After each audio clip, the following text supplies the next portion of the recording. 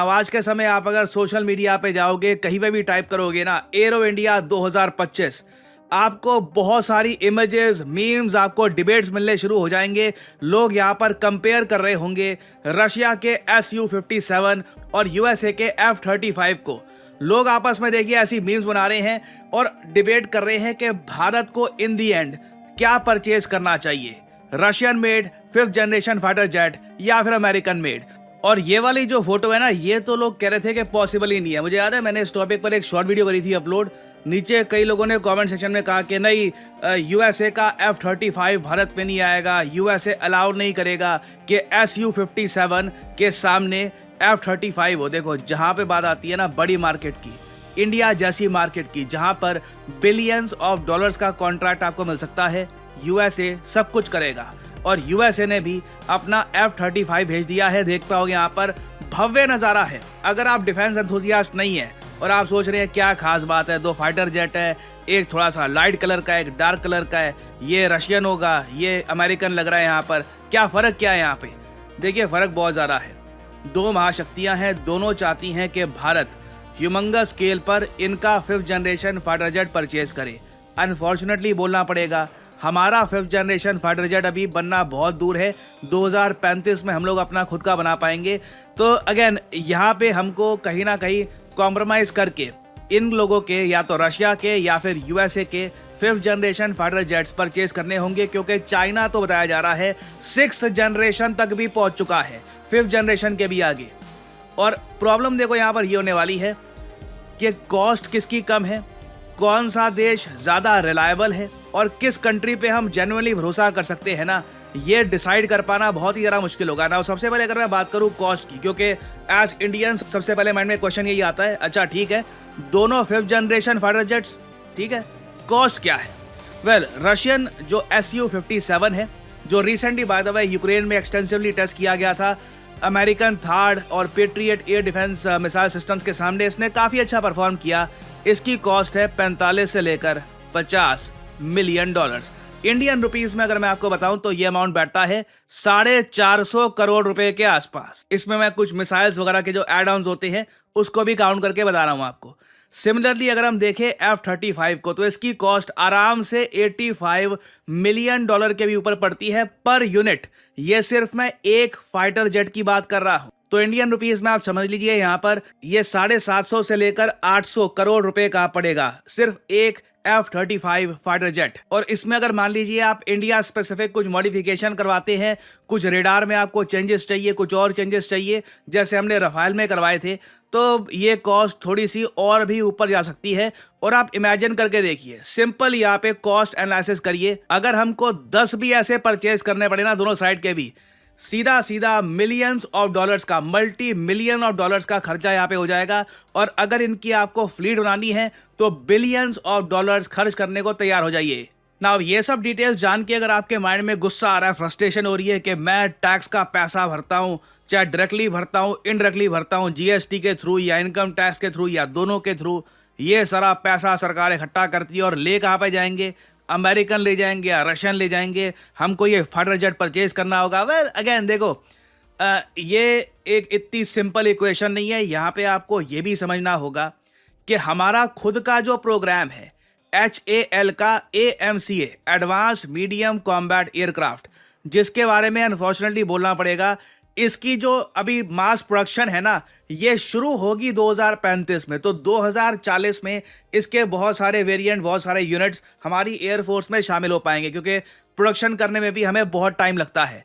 तो इसका जो Mark 1 वेरिएंट होगा वो होगा 5th जनरेशन टेक्नोलॉजी लेस, और जो इसका Mark 2 वेरिएंट होगा इसमें 6th जनरेशन टेक्नोलॉजी होगी। तो मतलब कि ये जो प्रोजेक्ट है ना, ये लॉन्ग टर्म में काम आएगा। और ऐसा नहीं है कि ये भी बहुत सस्ता है। हालांकि अगेन आप अगर लॉन्ग टर्म पर्सपेक्टिव से देखोगे, जैसे बड़े देश देखते हैं, पावरफुल कंट्रीज हमेशा 5-6 साल का नहीं, आने वाले 30-40 साल का प्लान बना के चलते हैं। Only then you can succeed. हमारा जो ये AMCA प्रोजेक्ट है, इसके लिए ऑलरेडी कैबिनेट ने 15,000 करोड़ रुपए क्लियर कर दिए हैं। तो आने वाले 10 सालों में ये 15,000 करोड़ रुपए लगाए जाएंगे। भारत अपना advanced medium combat aircraft 5th generation या फिर बाद में 6th जनरेशन टेक्नोलॉजी के साथ खुद बनाएगा। मगर मैं आपको एक बात बताता हूं, तब भी आप सोच कर देखो ना, ये काफी महंगा पड़ रहा है। 15,000 करोड़ एक छोटा अमाउंट कहीं नहीं होता। और अगर आप सोच रहे हैं कि ये अमेरिका और रशिया जैसे कंट्रीज ये इतने महंगे महंगे 5th जनरेशन फाइटर जेट्स ये कैसे बना देते हैं, कॉस्ट ये लोग कैसे मैनेज करते हैं, देखिए सारा गेम इनका होता है एक्सपोर्ट्स में। रशिया यूएस मान के चलते हैं कि कल को इस फाइटर जेट को हम लोग एक्सपोर्ट करेंगे तो वहां पर भी हमारी कॉस्ट काफी कम हो जाएगी, उल्टा कुछ केसेस में तो हम लोग पैसा अर्न भी कर रहे होंगे। और इसलिए यूएस और रशिया देख रहे हैं भारत की तरफ, क्योंकि देखिए भारत एक काफी खराब सिचुएशन में है। हमारा एक नेबरिंग कंट्री चाइना जो हमारे अगेंस्ट काफी बार अग्रेशन कर चुका है। चाइना ने already 5th generation fighter jet बना लिया है और लग रहा है इन्होंने बिल्कुल F-35 फाइटर जेट को कॉपी किया है। आप इसकी लुक देख लीजिए, लग रहा है कि इन्होंने लिटरली यूएसए का 5th जनरेशन फाइटर जेट उठाया है and they copied the entire thing और इसको बस नाम दे दिया J-20। और कुछ रिपोर्ट्स तो देखिए ये भी क्लेम कर रही है, now this is the most worrying news, कि पाकिस्तान को 40 5th generation stealth fighter jet मिल सकते हैं चाइना से आने वाले 2 सालों में। यही चीज देख करना यूएस और रशिया दोनों एक्साइटेड हैं कि इंडिया का AMCA तो 2035 में शुरू होगा ना, बताया जा रहा है 2-3 साल में तो China 40 5th generation stealth fighter jet ये पकड़ा देगा। अगर पाकिस्तान को इंडिया के सामने आ जाएगा एक बहुत ही बड़ा सिक्योरिटी चैलेंज, तो इंडिया को आने वाले 3 से 4 साल में एटलीस्ट, कम से कम कहूंगा मैं, हमें 5th जनरेशन फाइटर जेट्स चाहिए।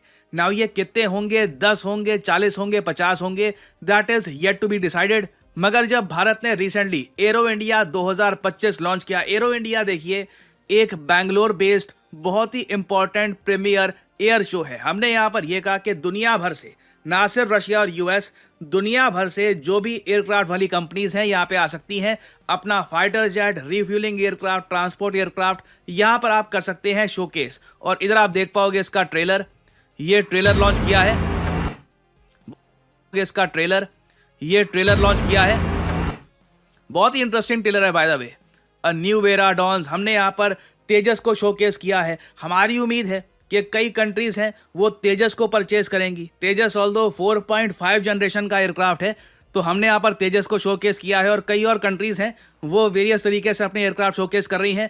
और आप देख लीजिए यूएसए को जब पता था कि रशिया अपना Su-57 फाइटर जेट भेज रहा है, तब भी अमेरिकन ने पहली बार, इतिहास में पहली बार, एक एक्सेप्शन रखा। नहीं तो अमेरिकन क्या करते हैं, अपना फाइटर जेट स्पेशली Su-35 जैसा फाइटर जेट ये रशियन टेक्नोलॉजी के सामने आने नहीं देते, ताकि रशियंस कुछ लर्न ना कर ले अमेरिकन टेक्नोलॉजी से या फिर टेस्ट ना कर पाए अमेरिकन F-35 को। मगर इस पर्टिकुलर केस में यूएस ने कहा है कि इंडिया का ऑर्डर इतना बड़ा होने वाला है और इंडिया का ऑर्डर इतना ज़्यादा स्ट्रैटेजिकली भी इतना इंपॉर्टेंट है, तो बिल्कुल रशिया का Su-57 वहां पे हो या ना हो, आप लोग वहां पर F-35 फाइटर जेट को भी भेजो।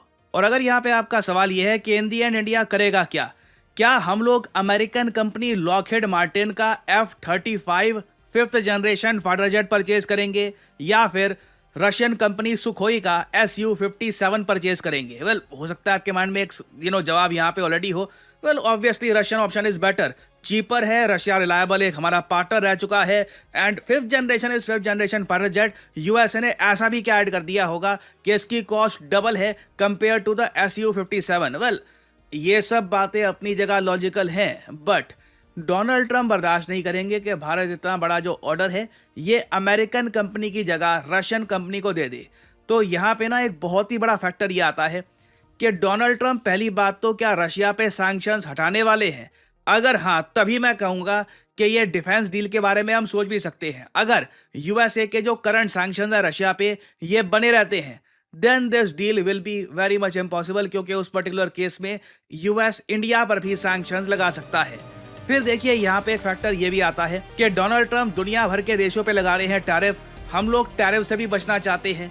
तो एक बार को हो सकता है कि इंडिया यूएस को खुश करने के लिए F-35 के कुछ यूनिट्स परचेज करे, मगर F-35 इज वेरी कॉस्टली, बहुत महंगा पड़ता है। और सबसे बड़ी प्रॉब्लम यहाँ पर यह है, पहली बार भारत को ना फाइटर जेट्स के मामले में यूएसए पर कंप्लीटली डिपेंडेंट होना होगा, क्योंकि जो तेजस के फाइटर जेट इंजन्स हैं वो भी अमेरिकन हैं, हमारा 5th जनरेशन फाइटर जेट भी अमेरिकन होगा। कल को मान लीजिए कोई ऐसा प्रेसिडेंट यूएसए में आ गया जो इंडिया को पसंद नहीं करता, we will be in deep trouble. और देखिए इस पर्टिकुलर केस में यही बोलना पड़ेगा, हमारे पास इतनी चॉइसेस है नहीं, अगर अपना 5th generation fighter jet time से बना लेते, ये दिन देखना नहीं पड़ता। But right now we have to make a difficult decision, या तो अमेरिकन F-35 या फिर रशियन Su-57। नाउ इस केस में आपका क्या विचार है? आपके हिसाब से भारत को क्या परचेज करना चाहिए? लिखिएगा इसके बारे में कमेंट सेक्शन में। मैं जानना चाहूंगा आपका opinion. Share your thoughts in the comment section below.